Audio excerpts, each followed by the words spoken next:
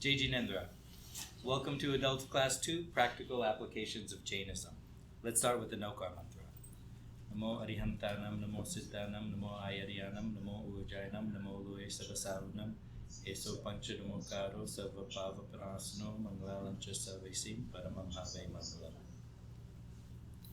Today I have a gift for you, and that gift is an hour of your time to think about your life and where your life is headed. And when was the last time anybody thought about that? I'm handing out our goal sheet and spiritual hygiene sheet. For everybody online, you can go to jainismforeveryone.com and look at the documents tab. And there are 3 documents there, and then you can print them out. And so feel free to get up and print them out. This is all that we're doing today, so no problem.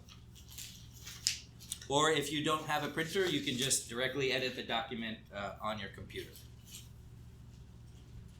When was the last time you thought about your life and where your life was headed? We had this. Right, the last time when we had this. And that's why I always waffle on, well, you know, you guys can print this at home, you can do this at home, but do you do it? No. So I always am like, well, should we spend time in our class doing this? And the answer is always yes. We should always spend our class time doing this because we don't do it at home. And here I am, I thought it's only your pen clearing task. Sorry, which document was it? Sure, no problem. If you go to jainismforeveryone.com and you click on the top, it says Documents. It is called the Goal Sheet and the Spiritual Hygiene Sheet. Yeah. There should... So both of them? Yes. And there's actually one more. It's the Identifying Enemies Sheet. But we're going to get to that later. But go ahead and print those 3 documents out now. Okay, thank you.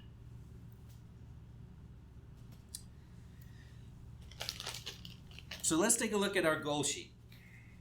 On the left side, we have 6 categories of goals. They dovetail into one another. So it's okay if you don't know which goal to write them under. We have personal goals, professional goals, spiritual goals, physical goals, mental goals, and family goals.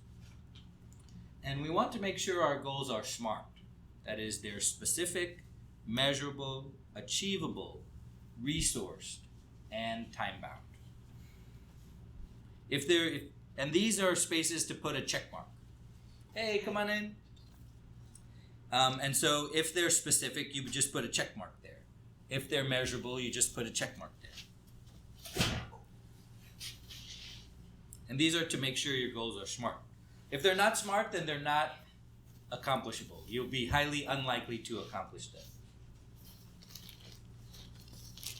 So let's say our goal was to lose weight. Okay, unfortunately, that's not specific enough. So we know it's a bad goal. To lose weight is not specific enough. If our goal is to lose 5 pounds, that is specific enough. Is it measurable? Yes, it is measurable. Something like, if our goal is to be more happy, unfortunately, that's not measurable. Okay? Though it might be a good goal, it's not a SMART goal. Is it achievable? If our goal was to lose 50 pounds, unfortunately, that's not achievable. Okay? So it's not a good goal. If our goal is to lose 5 pounds, it is achievable. Is it resourced? That is, do we have the resources, the physical resources necessary to accomplish our goal? Do we have a scale? Do we have the right food? Do we have things like that? The materials needed to accomplish our goals. Can you pass some of this back?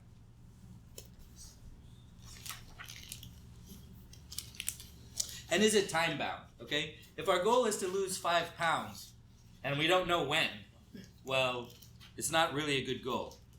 If it's to lose 5 pounds in a week, then it's not achievable. All right? So these depend on one another. If it's to lose 5 pounds in a month, then that's great. So if our goal is to lose 5 pounds in 1 month, then we have a specific, measurable, achievable, resourced, and time-bound goal.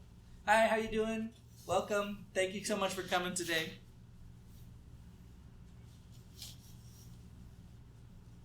My gift for you today is an hour of your time to think about your life and where your life is headed.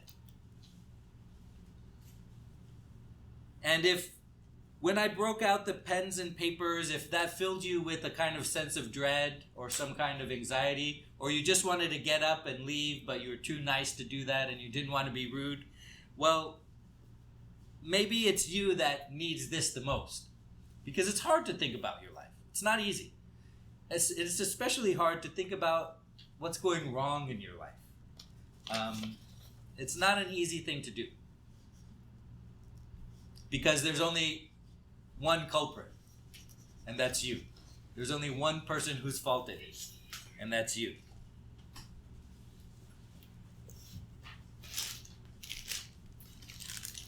If a pen or pencil doesn't work, don't put it back in the pile. Just throw it away. See, now that's the main goal.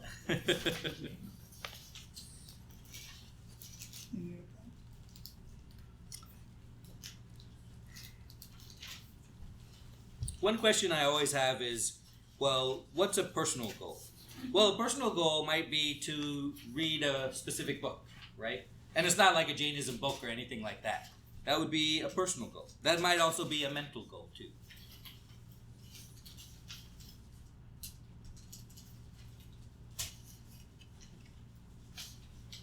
The professional goals, spiritual goals, physical goals, mental and family actually cover the personal goals. Right, yeah, it could be like that. They dovetail into one another. And you'll notice I didn't give you a lot of room. That's because I don't want you to fill out everything. If you would fill out everything, it'd be 1, 2, 3, 4, 5, 6 times 2, 12 goals. You wouldn't achieve that. Okay? I want you to just fill out a couple things that you want to work on, that you're going to work on. Because I do want you to work on these things. And do we have any success stories from people that have worked on this in the past and have accomplished a goal? Any failure stories? I'll take those too. Plenty of failure. Few successes. Anybody tired of doing this? I only do this once a semester. But for those of you that have been coming, you might be tired of this session. Then it starts great, but then after some time it just kind of loses it. That means we need to do more than once a semester.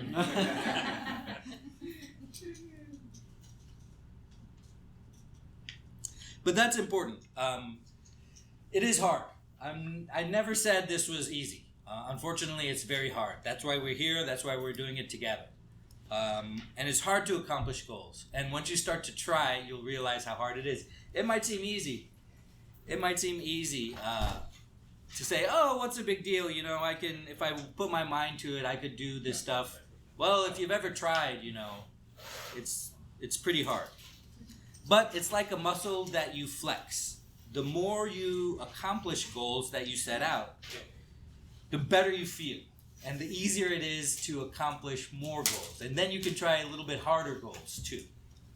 I'm going to try small, like shorter, Shorter. like 3 months. Because I know after that, Yeah. I wouldn't be able to do it. So I'm going to try different routes. That's great. If I can keep on 3 months. While you guys are thinking about that, I wanted to talk with Eden for a minute. Eden, you learned the Nokar mantra. That's great. Have you known it for a long time? A long time. Oh, that's great. Perfect.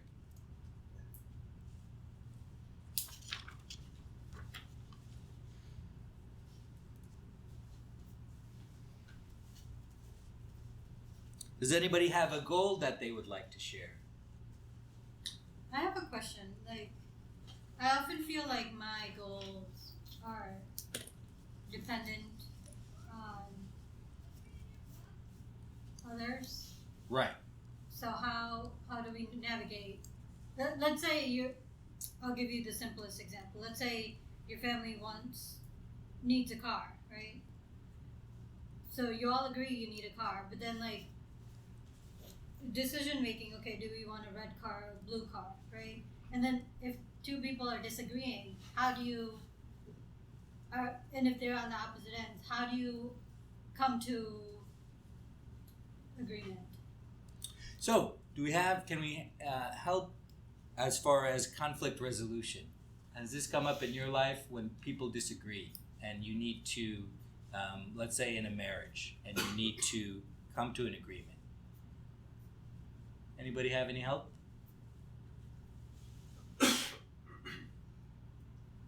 Identify all your common grounds first. Bring them to the safety. You need the car, you need a car. Yeah, Color. that we agree on. The color is. So if it's only a matter of color, then it's a matter of maybe ask the third person who is near and dear to both of you as a common person and take that choice. We can do a negotiation too. You can bring in outside things. For example, you can make the deal a little bit bigger. Like, well, if we go with your color, I've always wanted this thing, and you've been against that. Can we trade? We can do a negotiation like that. Sometimes that works. Sometimes it works to get to the root of why. Why do you like that specific color? Why do I like this specific color? And then maybe you can try and convince the person, well, this color is easier to clean. This color looks better with our other car.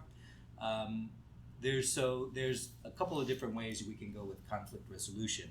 But as far as the more abstract question of, well, what if my goals are dependent upon other people?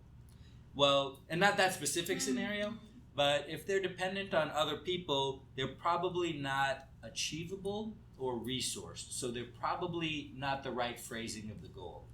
Because when we put our happiness when we base our happiness on the actions of other people, we are ceding them control over our life. Okay? And we don't want to do that, because then they can make us angry, they can make us violent, they can make us greedy, they can give us ego. We don't want to do that. We only want to base our happiness or our mental makeup on things that we can control. In a perfect world, I think if you look at pure from spiritual basis, Mm-hmm.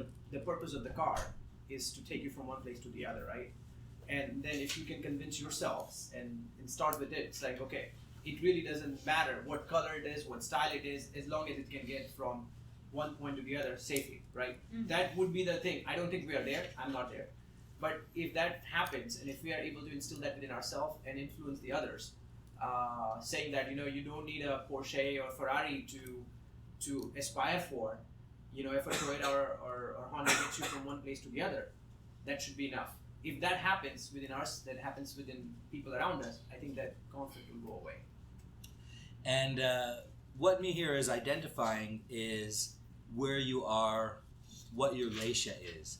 Because once you both have identified that is an attachment, what will happen is then the husband will say, you get the color you want. And the wife will say, you get the color you want. And then you'll have a better kind of disagreement. So it's better to let go, is what you're saying. That's right. So remember, leisha is our state of mind, and it's about the people and the mango trees, and it's about our precluded thoughts, our precluded options. So of course, it's better to let the color of the car go. That's naturally, that's an attachment. But we're talking. The more abstract question is about the goals. We shouldn't try to let our goals go. Yeah, I mean, the car color is a made-up scenario, Right. but I'm saying there are real conflicts that it's either A or B, and you can't both people can't have. Right. Correct. I agree with that. And I guess you can control what you can control. You just let go the other. You cannot make other people be in certain way. So all you can do is change yourself, or control yourself, than controlling other. But then you really don't achieve that goal that you had in your mind. well, you had a Because car, but it could have been any color. No, I mean, You let I'm go of your saying attachment to the the color color. is the made-up scenario, Right. but I'm saying when there's your goal is A, but the other person wants B, Right. and it's conflicting goal, right? Right. So Yeah, then you can't achieve your goal because you're trying to make the other person happy. You say, okay, I will just let go of my goal. Right. But here's the thing. Here's the problem, because we're not talking about a specific example. My guess, and I'm like 90% sure of this, is that if there is a goal like that, it's a bad goal. If there is a goal that it's out of your control, I don't think it's a good goal. So if you give me a specific example, I will listen to it with an open mind and say, well, that is a good goal and that is dependent upon somebody else. Probably have something to do with the kids and different parenting styles, but most likely it'll be a bad goal. Sorry to give you that kind of generic advice, but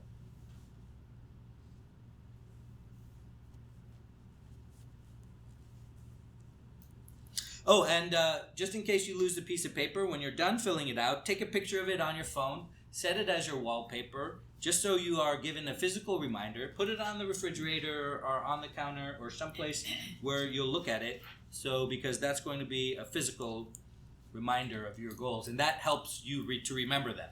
That's one of the first things that you have to do, is remember that you made this goal. For some people, that's the hard part.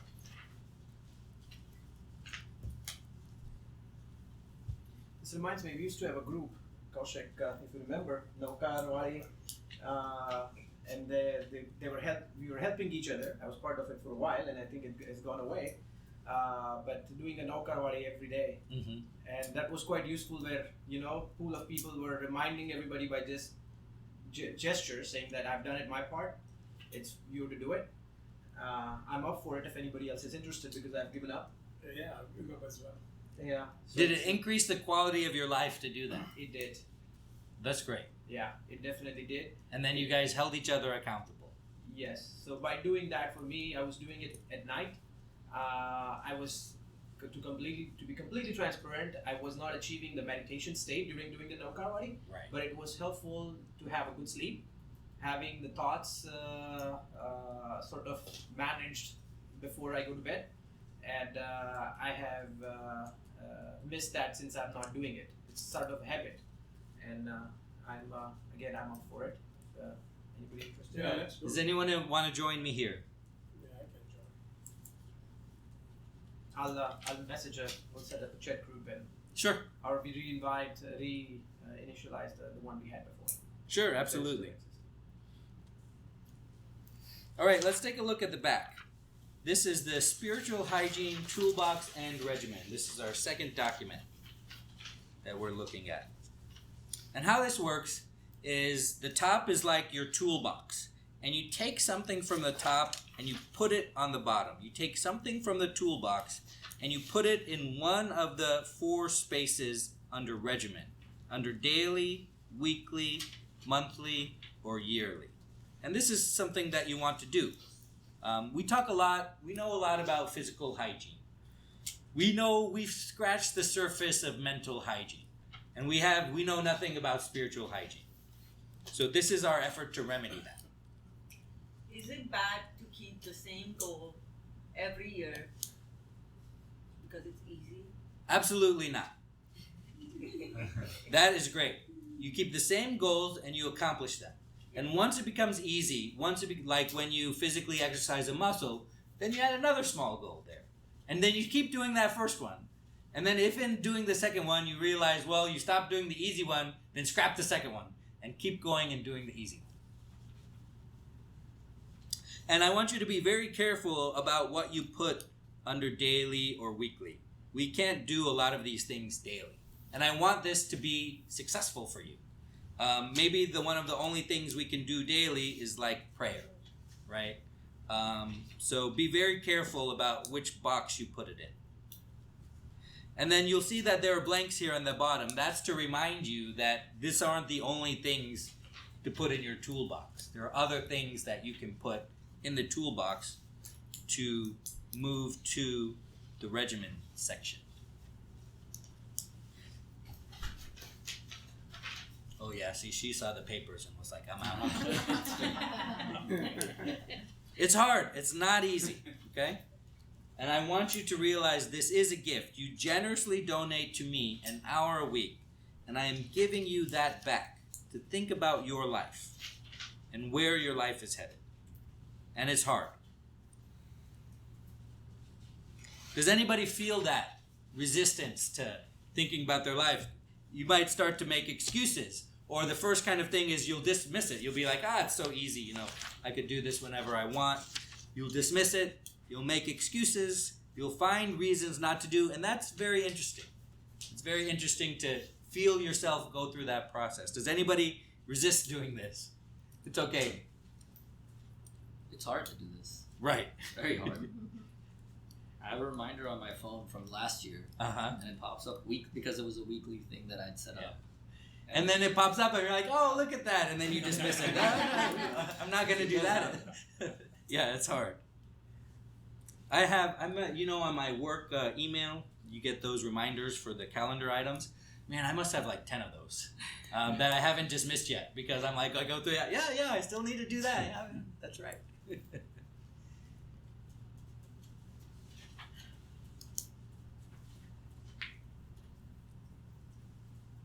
What's the difference between physical hardship and fasting or eating well?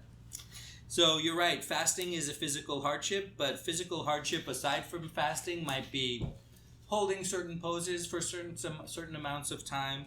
It might be undergoing a thup of the physical body that you see yogis do. Like posture and stuff. Right.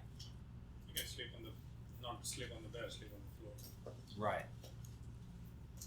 And that is to remind you that your soul is different from your body. I don't know how many people I've talked to that do the fasting at Paryusha. And then I ask them, well, did you get anything out of it? Did you realize your soul was different from your body? And they said no. Because that's what you're supposed to get out of it. You're supposed to get that you can take control. Some people are like, yes, I loved it.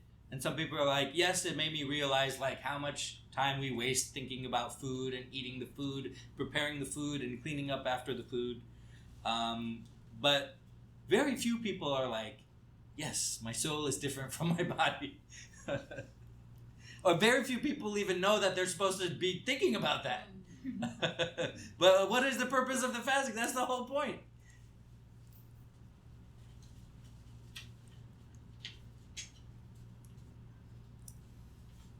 I actually have a very opposite views on the Paryushan time because I feel like I spend way too much time in thinking and figuring it out what I'm going to make for those 8 days when I'm out of my regular routine where not eating greeneries, not eating roots. So I feel like during those 8 days rather than spending less time, I'm thinking way more time than I should be on like cooking what to do for those 8 days. Right. I completely agree with you because I feel like I am spending more time in the kitchen than even doing any prayer or religious activity. Right.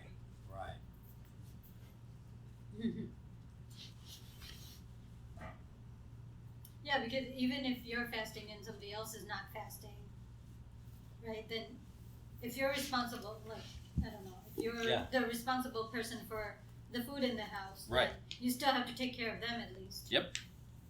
And when kids are trying to fast, one time, 2 times, Ekashna, Deshna, you want to try to feed them what they like and so on. So. It is crazy how often the exact opposite outcome from what is intended happens. And then if they are doing upas first day, then second day, what am I going to feed them second day for parna? Right. So basically we are defeating the whole main purpose of what we are supposed to do, right? Yeah, for fasting, you're supposed to think about how your soul is different from your body. For not eating greens and root vegetables, we're supposed to try to be doing less karma less pap during Paryushan than maybe our normal life allows us.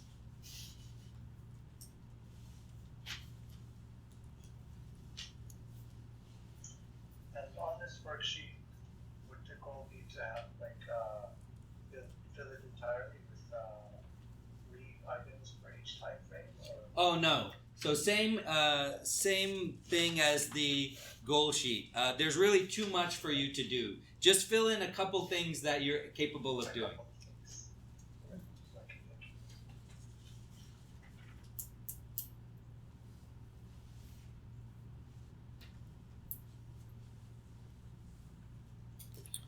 All right, I have one more for you. I'm handing out a worksheet called Identifying Enemies. So this came about because I realized that, well, we don't have a lay of the land. We don't have a lay of the battlefield, right? Jane comes from the word Gina, which means conqueror. And what are we conquering? Our enemies. And what are our enemies? Anger, ego, deceit, and greed, right? And we conquer them by taking the 5 vows, which are non-violence, non-lying, non-stealing, celibacy, and attachment, right? Great.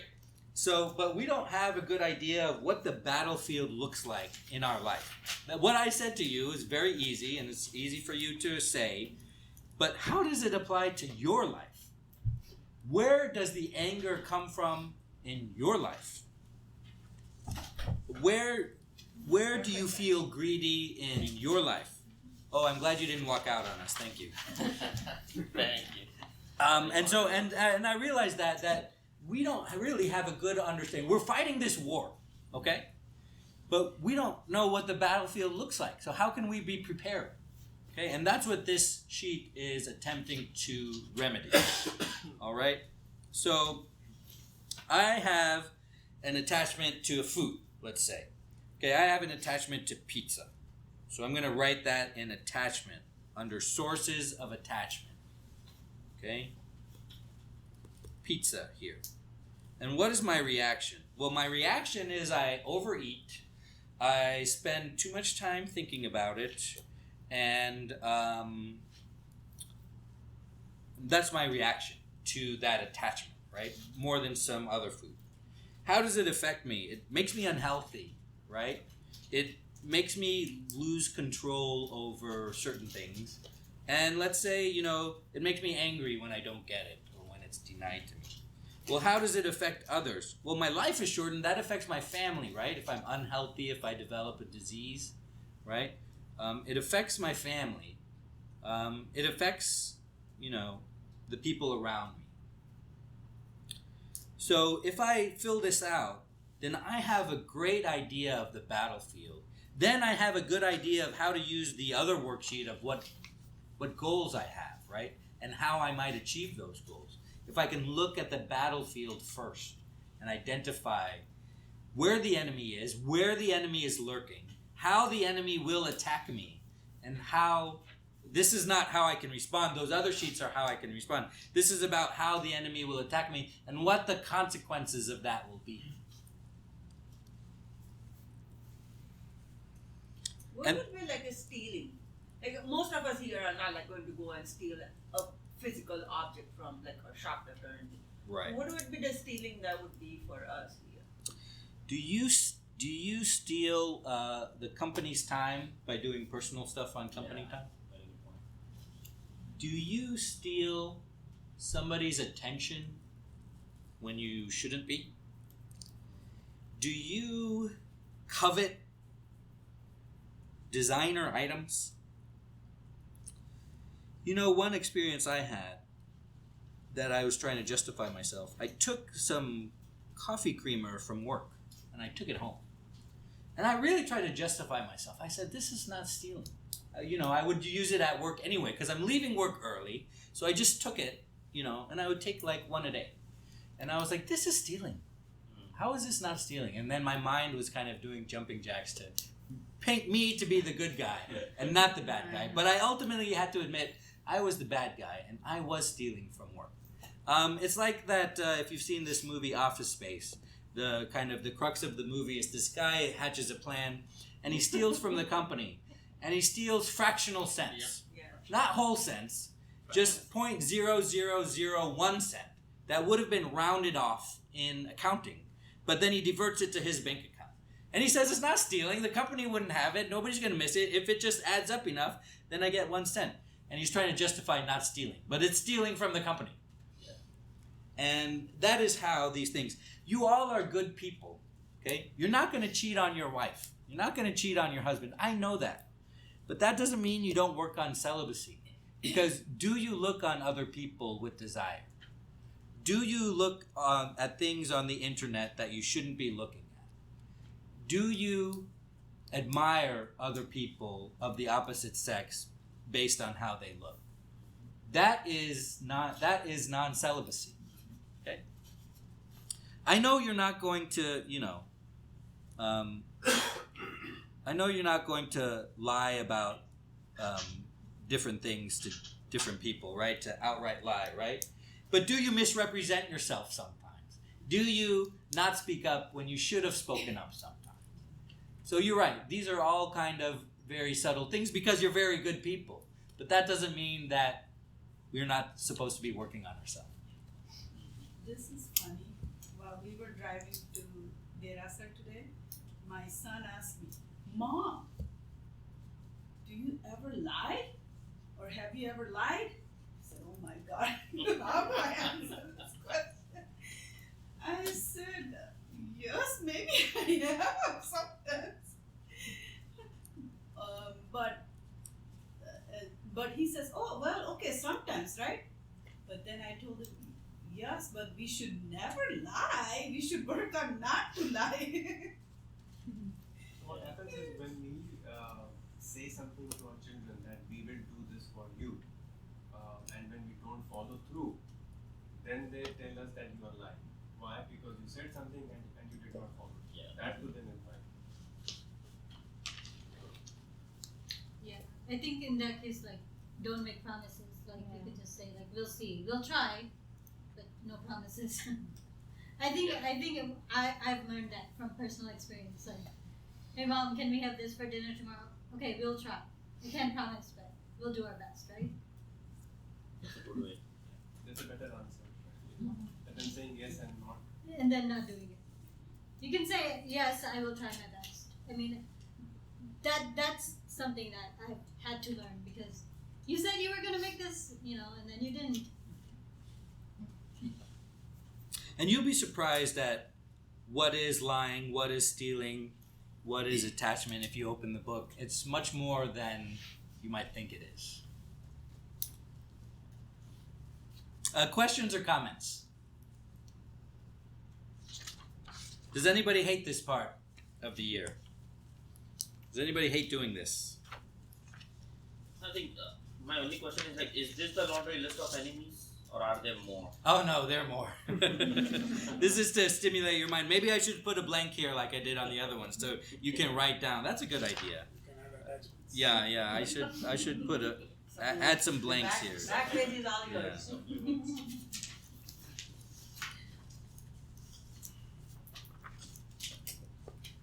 For me, I already know, but it's so hard to write it down because then I know I'm like more accountable for it. Right. I exactly know what I need to write down. I just can't. Well, yeah, it's hard, and I want you to identify your thoughts while you're trying to do that. While you're trying to write it down and lift your pen up and put your pen down, lift your pen up, and then notice how it is to feel like that and why you're feeling like that. I think it's like, Question, which maybe you discussed it because did you cut out for a few seconds, but it's here between deceit and lying. So, not much of a difference. The reason is because of the categories that we put them in. We have our 4 enemies, which are anger, ego, deceit, and greed. And we fight them by taking 5 vows. A vow, non-violence, non-lying, non-stealing, celibacy, and non-attachment. So not too much difference. It's just where they come from. And all I did was I took the 5 vows that we make, and I turned them around to eliminate the not in front of them, and I stuck them under enemies. Sure. Yeah. Sure. Thanks. Yes, me here?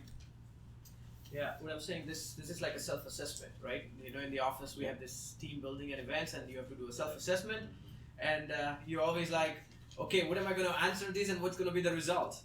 This is like crystal clear in a way. You know things, but you don't want to put in because, then you have to act. Right. So this is a good exercise in terms of even if we can find 1 or 2.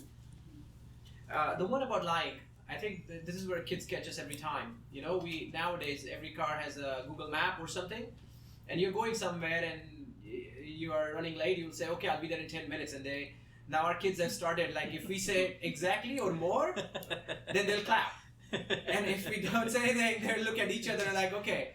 So if it's 10 minutes and we say 8 or 5, they will say, okay, you're lying, and they're watching. Really, it does happen that they're watching us, and they're seeing that, you know, we're doing this, so they can do it. It's like a automatic waiver for them to do things like that. That I'm coming, Mom, in 1 minute or 2 minutes or 5 minutes, like waking up in the morning. Right. But something like this is a good one where we said, like, okay, thou shalt never say less than the time that I'm going to reach.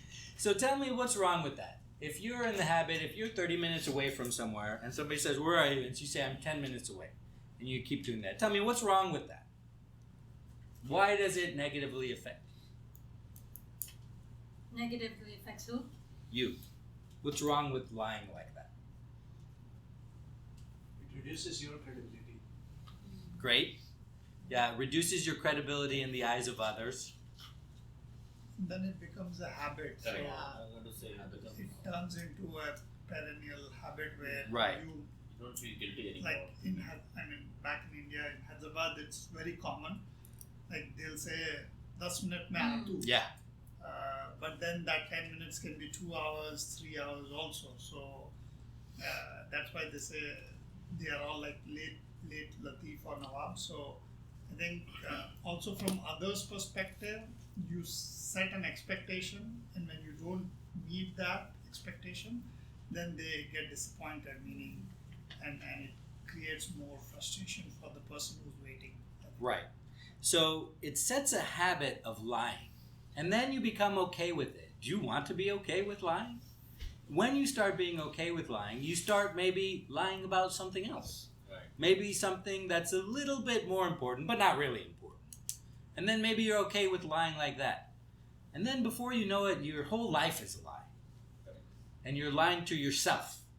And then if you can't even and then you stop identifying it as lies. Because you're like, yeah, I said I'd be there in 10 minutes, I was there in 30 minutes, you got mad, it's your problem. But then you stop identifying yourself as being a liar. And once you do that, then you're lost in delusion. And you'll do pop without thinking about it. Go ahead. Sometimes I feel like it's like a non-intentional. You're not intentionally lying, it's just non-intentional, right? And sometimes it could be time management. You are lacking time management. Right. So it's not like you are purposely lying, but you just can't manage everything in that time. Right. Right. Is there any of Would this? still be considered lie? Well, lies. So this goes to the intentionality. If you do things with intention, that binds the worst karma to you, rather than if you do things non-intentionally. But however, even if you do things non-intentionally, that binds a certain amount of karma to you. Is there any of this? This is like a root enemy which creates all these other enemies. I feel like maybe ego. I feel like it's something that can potentially create everything else. No, they're all a little bit different. There's no kind of root. If you want like a backdoor or a cheat code, you can start perceiving your soul. That will help. If you want just one thing to work on, and this is too many things to work on, it's okay if you want to work on just one thing. Greed is the closest one to what you're saying, because greed will lead to everything else. But isn't attachment cause greed? Like it's because we are attached, right? True. That causes your ego. That causes greed. Maybe it's the attachment. That's a good point. They all dovetail into one another. I can think of plenty of examples where one thing leads to another. At the end of the day, sure, certain things are caused by multiple things, and by doing one thing, you're fighting multiple battles. That's true. But this helps to clarify kind of an amorphous concept. Didn't you say at one point between anger, ego, deceit, greed, anger is supposedly the easiest? That's right. They are in order. Anger is the easiest, ego is next, deceit is next, and greed is the hardest to defeat. I think to defeat in the order of defeat. So, I can't fair remember the enough. I one think step that right makes now. sense. Like anger is the hardest. Well, I see we have some new faces here in the back. Do you want to introduce yourself? Thank you for coming today. Oh, well, hi, I'm Neil. Hi, Neil. I'm their son, and I'm my first year of college. Oh, great. Where do you go to school? Oh, I go to A&M. Oh, great. I used to be in this class for like past year. Oh, fantastic. What are you studying, Neil? Molecular biology. Oh, great. Thank you so much for coming today. Hi, how are you? Hello. Good. What's your name? My name is Gaurav Gundecha. Gaurav. Hi, I'm Timer. Yeah, thank you. Thanks for adding me to the group. And Oh, no problem. And yeah, this is the first time I'm coming to this class. I've been trying from last couple of years, but you know, the kids and all that responsibility just Yeah. takes you away. So Yeah. this year I had a resolve to get to this class. Oh, that's great. I'm glad I could make it. You picked a heck of a first class to come to. I hope you come to the next one too. This is not our normal class. This is the toughest one. Now It gets easier from here. You need to know what the class is going to be about. Yeah. Then we can pick and choose. People tell me that every time, but there's a problem with that. You know, people tell me that every time. If I tell you what the class is going to be about, most likely you'll be like, "Ah, I know all about the karma theory. I'm not coming this week." So I do keep that. I do lie to you on purpose. Is that why they don't tell us the food menu? See? Yes.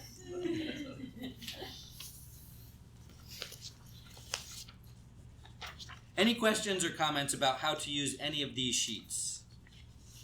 Very helpful. Thanks for sharing. Honestly, most of One us more. have not filled out. It's not just me. It's too hard to fill out. This is This hard. one is Because easy. This is a then step, you're like, like- you have to do it in your Then you own have to do it. time. Yeah. Yeah. You know, about the lying, I have one more comments, and the piece that we all think through this thing about lying, and we are kind of using our own examples, but its bigger picture for kids is so important. Kids generally are always afraid of consequences, and simple things like telling you I'm coming down in 2 minutes or 5 minutes is just to keep you calm, right? This is what you want to hear, and that's what they will tell you. This is very important for us to keep reminding them, because they're never going to see the real life. Every time in real life, in your work, deadlines due, this and that, if they don't face the simple chores and simple stuff like this and continue to lie about it, they will never have guts to face the real life challenges. So, you know, we think about ourselves, but make sure kids also be aware of it's okay to tell me you'll be late, and yes, I may be angry at you, but do not just powder coat those things. So keep reminding kids. It's very, very important for them for their growth. So, for some reason, this class is focused on lying, and that's great. I can tell you what the book says about lying. Any speech actuated by passion is false. Okay? So even if you're telling the truth, what the secular definition of truth, if it's because of passion, it's false. It's a lie. Backbiting, harsh, and unethical speech is utterly disapproved.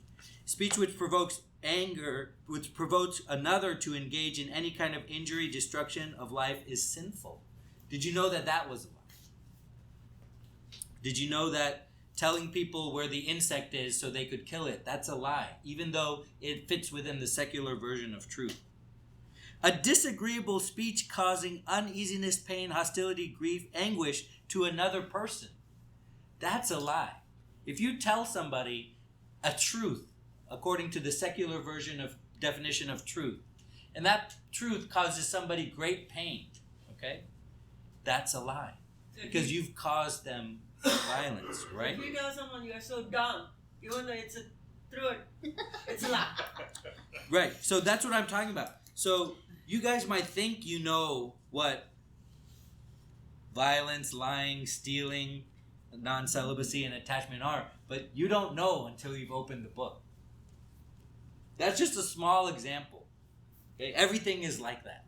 I mean, you might know violence. You might know because they kind of beat us over the head with it. You might know that walking on the grass is violent, and breathing air is violent, and because we're causing violence to other things.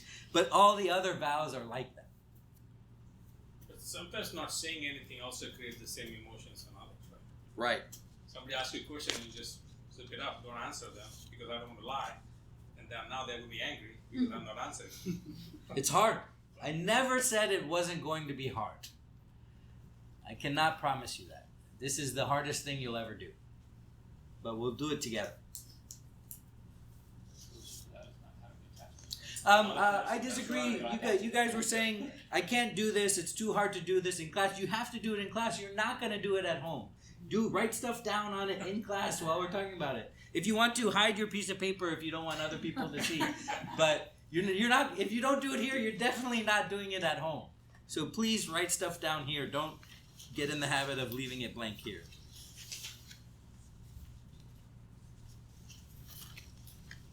Does anybody need another copy, either for themselves or for their family? Then you can feel free to have another copy. Just let me know. So lie is a lie, even though it's lie to yourself. Sure. But I think I Sure. do that a lot, just to make myself feel better or whatever, being lazy or whatever. So you just try to tell yourself that it's still binds a karma, Sure. even though it's not hurting anyone else. Sure. But it's hurting you. That's the most important part.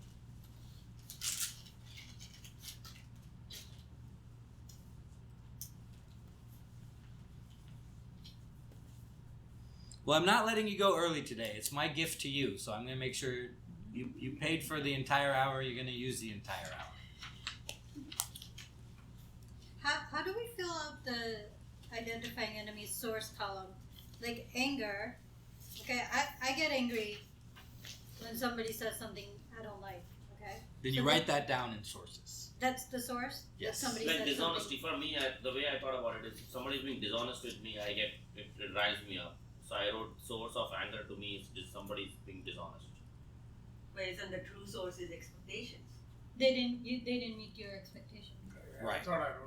So yeah, I'm confused about Yes. the source because you always say you only get angry when somebody doesn't meet your expectations. But then That's right. was my expectation in the wrong then? So Right. ultimately, I'm in So the wrong. so you can write in permanent marker under anger sources. You can write myself. Permanent marker. in all the columns. Right. In But a all lot of the times, when we're living our life, Yeah. we forget that. Yeah. And so I want you to remind yourself, well, that's where we ultimately want to be. But that's like pretty far down the spiritual progress, right? But I want you to remind yourself that, hey, this is actually myself that is the source of this anger. But the in-between step, where you think it's your Something kids, else. you think it's that other person not being truthful with you, you think it's this other thing. Write that in-between step there. Mm-hmm. But if you're far enough along the spiritual path, then in permanent marker, write myself under sources of anger. And now is a great time to renew our challenge. I challenge anybody openly to give me a scenario where you get angry and the source of that and that anger is not directed at yourself. Okay? When we get angry, we should always remember we're getting angry at ourselves. Because the definition of anger is the mismatch between expectation and reality. And we cannot change reality. So every time we get mad, it's because our own expectations were violated. And that's something we can change. And we always get mad at ourselves. But you could change reality, right? If you get angry, or you can say nicely. But after a while, you just lose the patience. Like, for example, middle schooler. He has to take PE clothes every Friday home, put it in a wash, take it in on Monday back to school. You remind him. He doesn't do it. Now these are the expectations, right? From school, from us, from himself. He needs to be responsible. You remind him. He doesn't do it. You don't want to send him back with the same stinky clothes on Monday back. Right. Why?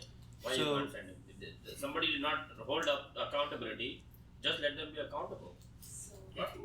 So you're telling me that it's out of the realm of possibility that you reminded a 6th grader to do something and he forgot.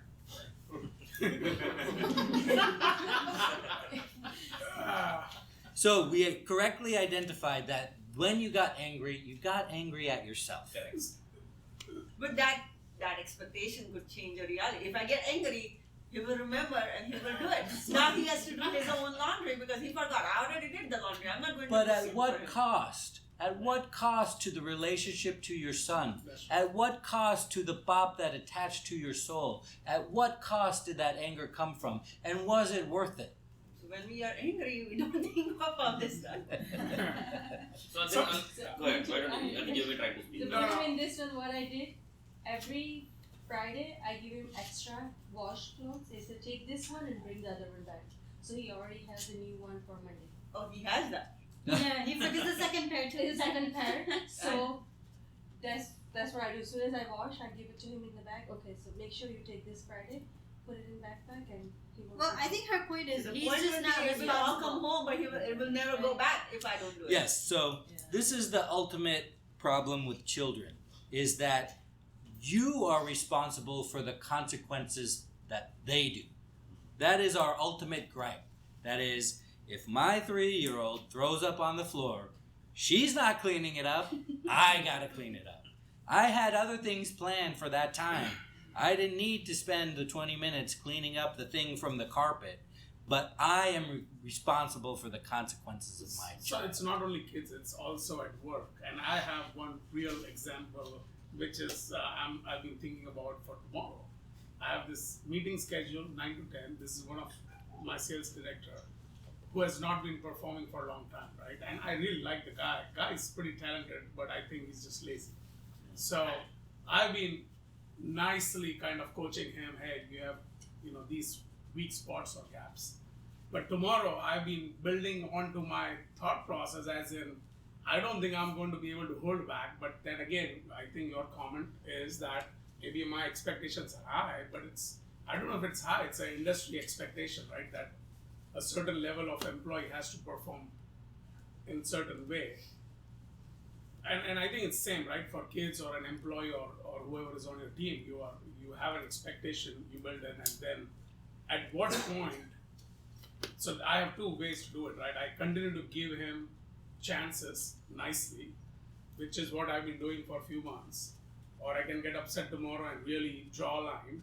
But third is be nice and let him go down the road, right? So it's a difficult path to choose. You actually have another option, and you have another option regarding your kids. People often say, well, if the definition of anger is the mismatch between expectations and reality, I can't expect anyone to behave in a certain way. You can expect people to do that, especially when it's required by your life, in the case of your coworkers, your children's, or your reports. But what does anger have to do with it? You can do all of that without getting angry. You can go into that meeting, you can fire somebody, you can put them on a PIP, you can do all those things without anger coming into the equation. Then that's going to That's be not one of the 3 options you gave me. Yeah, but What about the 4th option? I do all that without getting angry. then you are saying say the truth and he's going to feel bad and then you'll say I'm lying. No, no, Catch 22. No, but what if you flip in this scenario? What if you flip the question like, hey, instead of asking my expectation from you or XYZ, what were your own expectations of yourself? Right? That's how you start the conversation. What do you expect from yourself? Define the SMART goal. And do you think you have been able to hit those expectations of yourself? We have tried so many different ways, and like I said, I like the guy, that's why. But I see your point. But I agree, I'm you not, can do that without the anger.